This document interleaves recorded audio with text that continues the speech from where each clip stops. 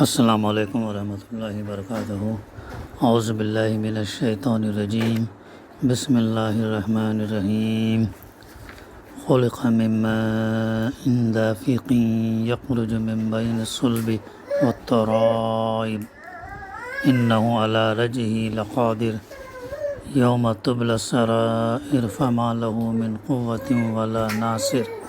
صدق اللہ العلی العظیم۔ رب اشرح لی صدری ویسر لی امری واحلل عقدۃ من لسانی یفقہوا قولی۔ رب زدنی علما۔ ایک اچھلنے والے پانی سے پیدا کیا گیا جو پیٹھ اور سینے کی ہڈیوں کے درمیان سے نکلتا ہے۔ یقیناً وہ خالق اسے دوبارہ پیدا کرنے پر قادر ہے۔ جس روز پوشیدہ اسرار کی جانچ پڑتال ہوگی، اس وقت انسان کے پاس نہ خود اپنا کوئی زور ہوگا اور نہ کوئی اس کی مدد کرنے والا ہوگا۔ سورہ الطارق کی آیت نمبر 6 سے آیت نمبر 10 تک کی تلاوت اور ترجمانی ابھی ہم نے سماعت فرمائی۔ گزشتہ ہمارے مطالعے میں جو بات آئی مختصراً یہ کہ یہ صورت مکی صورت ہے۔ اس پہلی آیت کے لفظ الطارق کو اس کا نام قرار دیا۔ اس کے طارق کے معنی ہوتے ہیں اندھیرے میں روشن ہونے والا ستارہ یا ستارے۔ اس میں دو مضمون بیان کیے گئے، ایک یہ کہ انسان کو مرنے کے بعد اللہ کے سامنے حاضر ہونا، دوسری یہ کہ قرآن ایک قول فیصل ہے جسے کفار کی کوئی چال اور تدبیر نقصان نہیں دے سکتی۔ بڑی اہم بات ہے جو اس میں بتائی گئی ہے۔ پھر اللہ تعالیٰ نے قسم آسمان کی اور رات کو نمودار ہونے والے کی، اور تم کیا جانو کہ وہ رات کو نمودار ہونے والا کیا ہے۔ پھر سوال کیا اللہ تعالیٰ نے اور اس کا جواب یہ دیا کہ النجم الثاقب یعنی چمکتا ہوا تارہ۔ پھر فرمایا کوئی جان ایسی نہیں جس کے اوپر کوئی نگہبان نہ ہو۔ پھر ذرا انسان یہی دیکھ لے کہ وہ کس چیز سے پیدا کیا گیا۔ تو یہ ان آیات کی تفسیر بھی ہمارے سامنے گزشتہ ہمارے مطالعے میں آ چکی ہے۔ اب اس کے بعد کی آیت نمبر 6 سے میں نے 10 تک کی تلاوت آپ کے سامنے پیش کیا۔ اس میں اللہ تعالیٰ فرماتا ہے خلق من ماء دافق، ایک اچھلنے والے پانی سے پیدا کیا گیا۔ یعنی انسان کی تخلیق، سب سے پہلے اللہ تعالیٰ نے آدم علیہ السلام کو بنایا، پھر اس کے بعد سے جو نسل جاری رکھنے کا جو سلسلہ اللہ تعالیٰ نے کیا، ایک اچھلتے پانی سے اللہ تعالیٰ نے پھر انسان کو آگے بڑھایا جو پیٹھ اور سینے کی ہڈیوں کے درمیان سے نکلتا ہے۔ یہاں پر فرمایا صلب و ترائب، اصل میں صلب اور ترائب کے الفاظ استعمال ہوئے ہیں۔ صلب ریڑھ کی ہڈی کو کہتے ہیں اور ترائب کے معنی ہیں سینے کی ہڈیاں یعنی پھسلیاں۔ چونکہ عورت اور مرد دونوں کے مادہ تولید انسان کے اس دھڑ سے خارج ہوتے ہیں جو صلب اور سینے کے درمیان واقع ہے، اس لیے فرمایا گیا ہے کہ انسان اس پانی سے پیدا کیا گیا جو پیٹھ اور سینے کے درمیان سے نکلتا ہے۔ یہ مادہ اس صورت میں بھی پیدا ہوتا ہے جبکہ ہاتھ اور پاؤں کٹ جائیں، اس لیے کہنا صحیح نہیں ہے کہ یہ انسان کے پورے جسم سے خارج ہوتا ہے۔ در حقیقت جسم کے اعضائے رئیسہ اس کے ماخذ ہیں اور وہ سب آدمی کے دھڑ میں واقع ہیں۔ دماغ کا الگ ذکر اس لیے نہیں کیا گیا کہ صلب دماغ کا وہ حصہ ہے جس کی بدولت ہی جسم کے ساتھ دماغ کا تعلق جو ہے قائم ہوتا ہے۔ اس ضمن میں چند نکات ہم نے فی ظلال القرآن سے بھی سمجھنے کی کوشش کی گزشتہ، اور بھی بہرحال تفسیر اس سلسلے میں ہے فی ظلال القرآن کے اندر، تھوڑا سا اسے بیان کرتے ہوئے آگے بڑھتا ہوں۔ اچھلتے پانی سے انسان ناطق بننے تک اس طویل اور حیرت انگیز سفر کی بے شمار صورتوں اور خصوصیتوں میں سے چند کی طرف جو ہے پہلے ہم نے مطالعے میں ہمارے سامنے آئی ہیں۔ چند اشارات ہیں جو بہت جلدی میں کر دیے گئے ہیں۔ ان کے ماورائے مختلف اعضاء اور مختلف نظاموں کی خصوصیات کی تشکیل اور تخلیق کے سلسلے میں عجائب و غرائب کا بے انتہا لشکر ہے، جس کا استقصاء اس تفسیر میں ممکن نہیں۔ یہ سب اس بات کی شاہد ہے کہ کائنات میں منصوبہ بندی اور تدبیر امر ہے۔ ان سے اس بات کی شہادت بھی ملتی ہے کہ ایک ہاتھ ہے جو محافظ ایک ہاتھ ہے جو محافظ اور راستوں اور دو طریقوں کو مقرر و مقرور و متعین کرنے والا ہے۔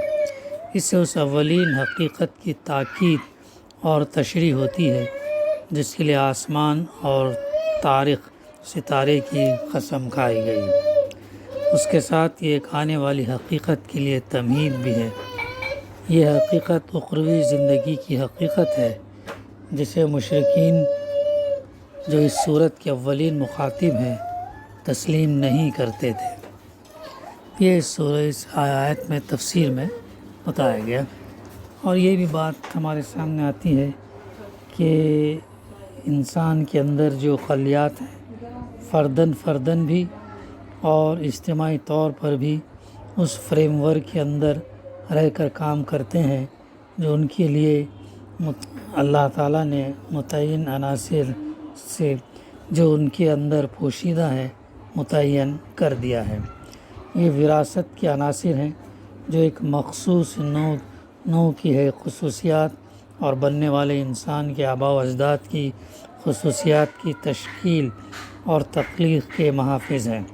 مثلاً آگ کا خلیہ سیل جو تقسیم در تقسیم کے عمل کے نتیجے میں بہت سے خلیات میں تبدیل ہو کر آگ بنانے کا کام انجام دیتا ہے، اس بات کا پورا خیال رکھتا ہے کہ آگ کی ایک مخصوص شکل بنائے جس کی کچھ متعین خصوصیات ہوں تاکہ وہ انسان کی آنکھ بنے اور کسی جانور کی آنکھ نہ بنے، اور انسانی آنکھ بھی اس ٹائپ کی جو اس کے آباء و اجداد کی ہے، جس کی شکل اور جس کی خصوصیات متعین ہیں۔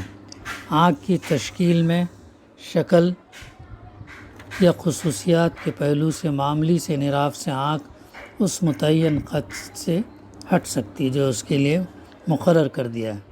تو کون ہے وہ ہستی جس نے اس میں یہ قدرت وادیت کی؟ کس نے اس خلیے یعنی سیل کو یہ تعلیم دی؟ اس سادہ سے خلیے کو جس کے پاس نہ عقل ہے، نہ علم ہے، نہ ارادہ ہے، نہ طاقت ہے، تو کون اسے وہ رہنمائی کر رہا ہے؟ تو یہ وہ چیز ہے جو انسان غور کرے تو اس کی رہنمائی اس کے اندر اللہ تعالیٰ نے وادیت کر دی ہے، تو یقیناً وہ اللہ ہی ہے جو ان سے وہ کام لے رہا ہے۔ اسی نے سیل کو یہ عجیب و غریب تعلیم دی۔ تمام انسان اگر انہیں آنکھ یا اس کے کسی جز کی تخلیق کا کام سونپا جائے، اس کی تشکیل اور تخلیق سے عاجز درماندہ رہیں گے، جبکہ خدائی تعلیم کے تحت ایک خلیہ یا چند سادہ سے خلیات اس عظیم اور پرپیچ کام کو کر ڈالتے ہیں۔ حیرت والی چیزیں ہیں یہ، انسان اس پر جتنا جو غور کرے اتنا اللہ سبحانہ و تعالیٰ کی نشانیاں اس کے اندر دیکھتا ہے۔ آنکھ کے جو خلیے ہیں آنکھ بناتے ہیں، کان کے جو خلیے ہیں کان بناتے ہیں، اور انسان کے اندر جو دوسرے اعضاء ہیں تو وہ اعضاء یہ خلیے ہی مل کر وہ اعضاء بناتے ہیں، دماغ، دل، ساری چیزیں کیسا حیرت انگیز نظام ہے جو اللہ سبحانہ و تعالیٰ نے پیدا کیا ہے۔ تو بڑی اہم نشانیاں ہیں اس کے اندر جو اگر ہم غور کریں تو چیزیں واضح ہوتی ہیں۔ پھر آگے فرمایا اِنَّهُ عَلَىٰ رَجْعِهِ لَقَادِرٌ، یقیناً وہ خالق، وہ اللہ اسے دوبارہ پیدا کرنے پر قادر ہے۔ یعنی جس طرح وہ انسان کو وجود میں لاتا ہے اور استقرار حمل کے وقت سے مرتے دم تک اس کی نگہبانی کرتا ہے، وہ انسان کو جو ہے شروع سے اس کے استقرار حمل کے وقت سے مرتے دم تک جو ہے اللہ کی نگرانی میں ہی رہتا ہے۔ یہی اس بات کا کھلا ہوا ثبوت ہے کہ وہ اسے موت کے بعد پلٹا کر پھر وجود میں لا سکتا۔ پہلی دفعہ پیدا کرنا بہت مشکل، دوبارہ جو اسے پیدا کرنا کوئی مشکل کام نہیں ہے۔ اگر وہ پہلی چیز پر قادر تھا اللہ، اور اسی قدرت کی بدولت انسان دنیا میں زندہ موجود ہے، تو آخر کیا معقول دلیل یہ گمان کرنے کے لیے پیش کی جا سکتی ہے کہ دوسری چیز پر وہ قادر نہیں ہے؟ اس قدرت کا انکار کرنے کے لیے آدمی کو سرے سے اس بات ہی کا انکار کرنا ہوگا کہ خدا اسے وجود میں لایا ہے، اور جو شخص اس کا انکار کرے اس سے کچھ بعید نہیں کہ ایک روز اس کے دماغ کی خرابی اس سے یہ دعویٰ بھی کرا دے کہ دنیا کی تمام کتابیں ایک حادثے کے طور پر چھپ گئیں، پرنٹ ہو گئیں، دنیا کے تمام شہر ایک حادثے کے طور پر بن گئے، اور زمین پر کوئی اتفاقی حادثہ ایسا ہو گیا تھا جس سے تمام کارخانے بن کر خود بخود چلنے لگے۔ حقیقت یہ ہے کہ انسان کی تخلیق اور اس کے جسم کی بناوٹ اور اس کے اندر کام کرنے والی قوتوں اور صلاحیتوں کا پیدا ہونا اور اس کا ایک زندہ ہستی کی حیثیت سے باقی رہنا، ان تمام کاموں سے بدرجہ زیادہ پیچیدہ عمل ہے جو انسان کے ہاتھوں دنیا میں ہوئے ہیں اور ہو رہے ہیں۔ اتنا بڑا پیچیدہ عمل اس حکمت اور تناسب اور تنظیم کے ساتھ اگر اتفاقی حادثے کے طور پر ہو سکتا ہے، تو پھر کون سی چیز ہے جسے ایک دماغی مریض حادثہ نہ کہہ سکے؟ یہ اس آیت کی تفسیر میں مفسر لکھتے ہیں۔ پھر آگے فرمایا جا رہا، یوم تبلی السرائر فما لہ من قوت ولا ناصر، جس روز پوشیدہ اسرار کی جانچ پڑتال ہوگی، اس وقت انسان کے پاس نہ خود اپنا کوئی زور ہوگا، نہ کوئی اس کی مدد کرنے والا ہوگا۔ یہاں پر تفسیر میں پوشیدہ اسرار سے مراد ہر شخص کے وہ اعمال بھی ہیں جو دنیا میں ایک راز بن کر رہ گئے، اور وہ معاملات بھی ہیں جو اپنی ظاہری صورت میں تو دنیا کے سامنے آئے، مگر ان کے پیچھے جو نیتیں اور اغراض اور خواہشات کام کر رہی تھیں، اور ان کے جو باطنی محرکات تھے، ان کا حال لوگوں سے چھپا رہ گیا تھا۔ تو قیامت کے روز یہ سب کچھ کھل کر سامنے آ جائے گا، اور جانچ پڑتال صرف اسی بات کی نہیں ہوگی کہ کس شخص نے کیا کچھ کیا، بلکہ اس بات کی بھی ہوگی کہ کس وجہ سے کیا، کس غرض اور کس نیت اور کس مقصد سے کیا۔ کتنی اہم ہے۔ تو یہاں پر دنیا میں وہ پیمانے نہیں ہیں ناپنے کے لیے، لیکن روز حشر کے دن جو ہے اللہ سبحانہ وتعالیٰ انسان کے ہر اعمال، ہر نیکی یا اس کی کس مقصد سے کی گئی، کس غرض سے کی گئی، کس نیت سے کی گئی، ان تمام کو جانچ کر جو ہے اس کو اللہ تعالیٰ اجر دے گا۔ اسی طرح یہ بات بھی ساری دنیا سے، حتیٰ کہ خود ایک فعل کرنے والے انسان سے بھی مخفی رہ گئی کہ جو فعل اس نے کیا اس کے کیا اثرات دنیا میں ہوئے، کہاں کہاں اس کے اثرات پہنچے، کتنی مدت تک چلتے رہے۔ یہ راز بھی قیامت ہی کے روز جو ہے کھلے گا، اور اس کی پوری جانچ پڑتال ہوگی کہ جو بیج کوئی شخص دنیا میں بو گیا تھا، اس کی فصل کس کس شکل میں کب تک کٹتی رہی، اور کون کون اسے کاٹتا رہا۔ تو یہ ہے آیت نمبر 10 تک کی سورہ الطارق کی 5 آیتوں کی تفسیر اور ترجمانی ابھی ہم نے سماعت فرمائی۔